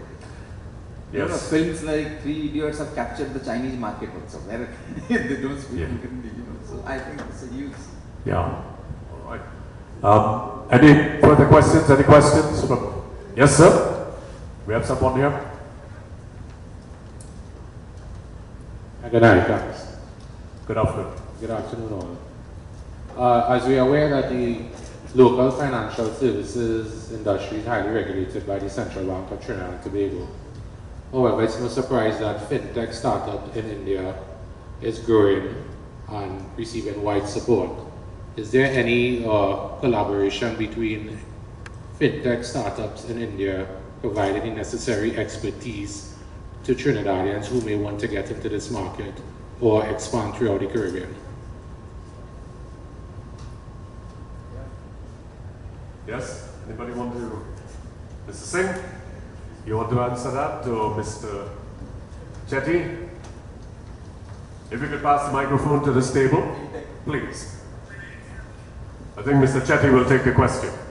You mentioned about collaboration in fintech companies. So are you looking at investment in India or in Trinidad and Tobago? Okay. If it is investing whatever money you want to invest in fintech startups in India, so there is a facilitation agency called Invest India, about which there was one video also I showed. A 3-minute video was produced by them. It's a government approved agency, so they can facilitate, they can handhold you basically. So if you please write to us. So basically what Mr. We will is connect. telling you is that if you write a short proposal or whatever proposal it is, if you send it to now we have made it very simple actually. What happens is there is an Invest India which has experts in various fields. It's actually global experts, they're all based in India. What they do, they read your proposal and then talk to the interested, who will be interested in those areas, and give you a link directly, so that you do the business with him. You do the at any stage you need any advice, you can write to them. They will give the advice, saying this is how it is. So send me I think short proposal or whatever it is to Mr. Chetty or my email address. We'll take it forward. No problem. So if I can add to that, recently there was a similar query that was from Chemical. So we contacted Invest India and they were ready to, they are more than proactive. That's what I should say. So they will be happy to handhold you and we will be happy to connect you to them. So please feel free to write to us. You have our contact. Thank you very much. You comfortable with that? Yes. Quite often I'm contacted by people from India offering to do web services, build websites, e-commerce platforms, etc. But then we don't consider them because of the fact that they're unverified. They could show me a list of websites and say, look, we have done all of these. And the world has migrated to e-commerce platforms and tech being your biggest export. Do you have a verified list that the country has, or your trade industry has vetted as being the go-to people to get the job done without risk of data being stolen or accounts being hacked, etc.? To give you a short answer to this, I think we don't have, as far as IT is concerned, this web makers and providers, we don't have a government approved list, because as you know, every 7 days there is a startup in India, and what happens is these are young engineers or young professionals. 2-3 of them start, and then in a year's time they grow to 20 people, and in 5 years' time they become 100 people and all this. To give you a small example, the apiary industry in Caribbean, sericulture, your honey, the cultivation, that app which has been launched a year and a half back in Barbados, which is used by all apiary industry people across Caribbean, is developed by 3 students from Kerala University. With the help of the research content is, input is given by a professor from Barbados. And these 3 guys sitting in Kerala has developed this app. And this app, which they developed in, let's say, a year and a half now, has been now approved by UNDP to be used globally in the developing countries. So these 3 people, those who were 3 people now, have now, and I am told, have become 20. And it's a matter of 1 year. And we won't be surprised in 5 years' time they become one of the bigger names. And so this is how things are happening. I think all those that you see that offering services and all this, I think you have to do your judgment. One, if you want us to check, send us an email saying this is a company. Within 24 hours, I will check and get back to you saying yes, this is a genuine company who is doing it. So I think that is the whole tech sector in India. Comfortable with that? I have a follow-up question. Sure. It's been over 20 years now, myself, a couple other people, VJ. We are importers, and we've been basically built our business importing from China as a key manufacturing sector, which has strong infrastructural support. In between, you'll come across a couple of companies that are less than reputable and may not deliver the quality of product, or even may not even deliver the product. So, is India building or creating legal infrastructure whereby companies that are exporting must be licensed to export, be recognized by the trade industry as an approved exporting agent, right? Vetted by the government. Therefore, we can feel safe in investing funds and buying from those suppliers and having some sort of recourse or support from the government should we not receive product or get substandard product.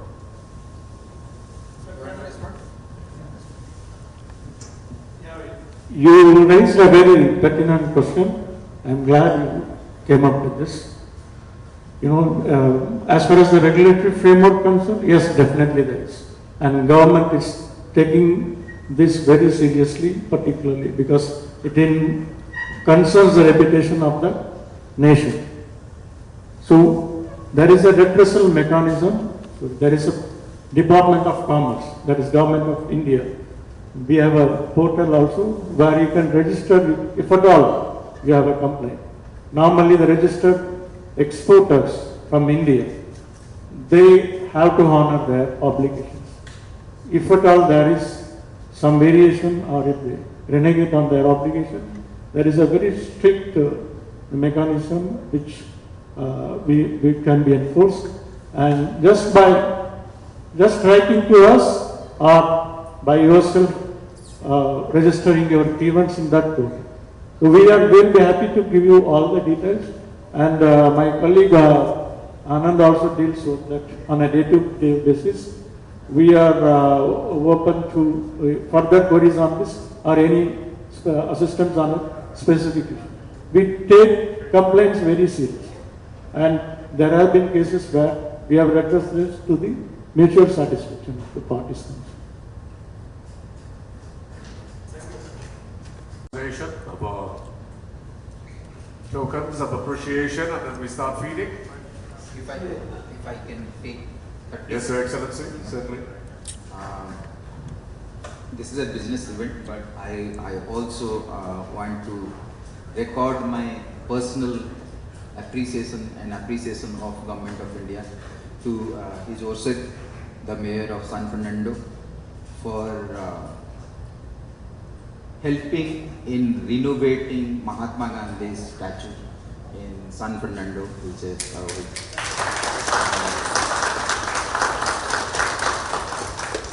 in the Harris Promenade. After I visited him and we had a walk in front of his office, one of the things that we had discussed, and he told me that this seems to be very old. The pedestal needs to be beautified. This is Mahatma Gandhi, and I had at that time said, we'll try our best, at least as long as before I leave Trinidad and Tobago, we should renovate the whole thing, and at least this has been done. We inaugurated this. It's I have, for your information, I have also written about it. Gandhiji in the Caribbean, in one of the prestigious newspaper in India, giving the whole history of how Gandhi came, including this statue in Harris Promenade. And on my own behalf and on behalf of the Government of India, I must place on record our appreciation for all your support and help for restoring Mahatma Gandhi in this. Thank you very much.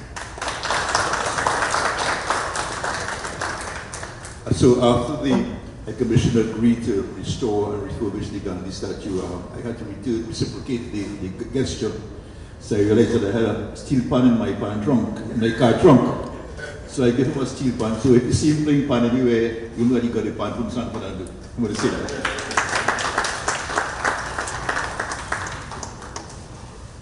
I believe we have someone with a question. Mr. Hayes, can you just raise your hand? I can't quite see from where I'm standing here. Please, thank you.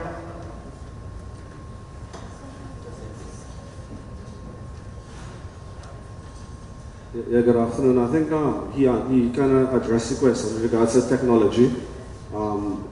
We use a GPS system that initially came out from India. We had some challenges with the last provider, which forced us to change to another provider. So we were just kind of wondering in terms of how do we verify, the companies that, we could engage in India, so we won't have that problem again. So I guess after this formal session, I'll have a conversation with them in terms of how we can, move past that hurdle. Right, so he addressed the question earlier in terms of how do we verify doing business between Trinidad and India to make sure we don't have any sort of, losses and stuff like that. So thank you. Thank you, Mr. Hayes. Thank you. Any further questions? All right. Well, we have a little presentation to make. And let's call on His Worship and Mrs. Reguello. All right? Mrs. Reguello, who His Worship proudly calls Tabla.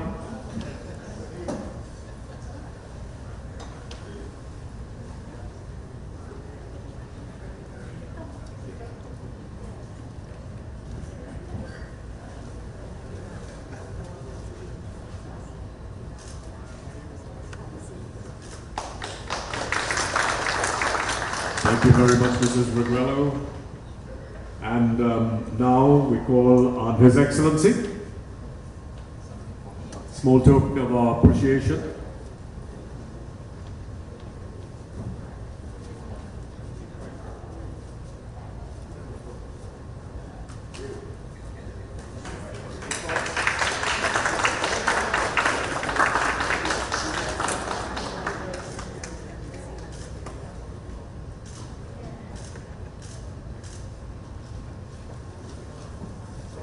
And just to give the vote of thanks, Mr. Deo Ramdas, who's the treasurer of the Greater San Fernando Chamber of Commerce. Mr. Ramdas.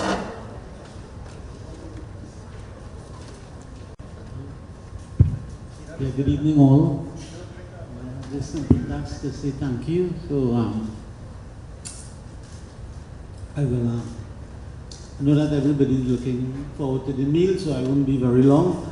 So first off, I will thank the gentleman with the golden voice. We grew up listening to that voice on television and radio, Mr. Hansley Ajoda. He has always been one of the mentors of Indian music. So for those of us who have listened to him broadcast, he's really an excellent gentleman, and he has been part of our chamber since its inception. So thank you, Mr. Ajoda, for doing a wonderful job. Secondly, I give thanks to His Excellency Mr. Arun Kumar Sahu, High Commissioner of India to Trinidad and Tobago. It's not very often that we have illustrious gentlemen like this visiting us in San Fernando and addressing the business community. So, Mr. Excellency, we thank you very much for your making your time to come and visit us in San Fernando. Next, I move on to our very hard-working mayor. He can always be seen in San Fernando, perusing in San Fernando, always addressing the issues that are facing us as business people in San Fernando, whether it be traffic, whether it be policing. Thank you, Mr. Mayor, for visiting us, and I know that we have a very close working relationship with our chamber. Next, I move on to the mayor to talk about cricket. The Sachin Tendulkar, our president. That gentleman works tirelessly on behalf of San Fernando. You can always see him on television. I call him a celebrity, so I say thank you, Mr. Kiran Singh, and he does it all pro bono.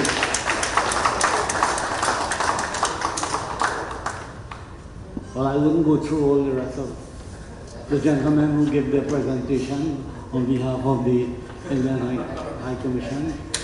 Too much to mention. Thank you, gentlemen. The young lady who gave that presentation on behalf of the Mahatma Gandhi Institute of Cultural Corporation, I say thank you. I myself I like to play music, so I'll have to speak to you after. So thank you there. It's a wonderful opportunity to meet you. Well, we have several persons to thank. We have this hall beautifully decorated, so we say thank you to all the hardworking. Well, Dina and the other assistants. Stand up and take a bow. Right? It's really an icon to come in here and see this beautiful decoration. Thank you, Dina, and the other. We want to say thank you to the caterers at the back there, who will soon have a verdict on how well they have prepared their meals. You say thank you for gracing us. Palkis, yeah.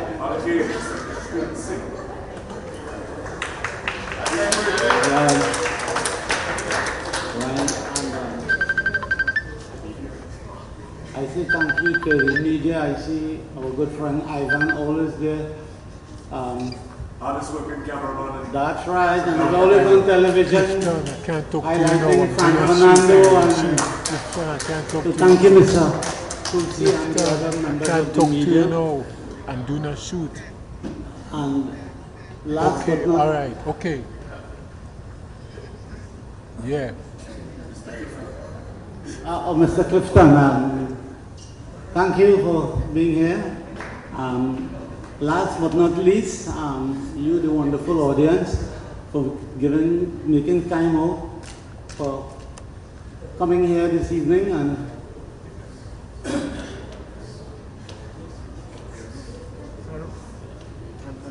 so being our guest and for this evening function. We say thank you all, and I want to take this opportunity. If I left out anybody, my apologies, but I also want to say season's greetings, Merry Christmas, and let us do some praying that we have a COVID-free 2022.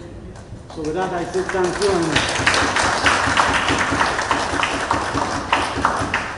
and enjoy your meal.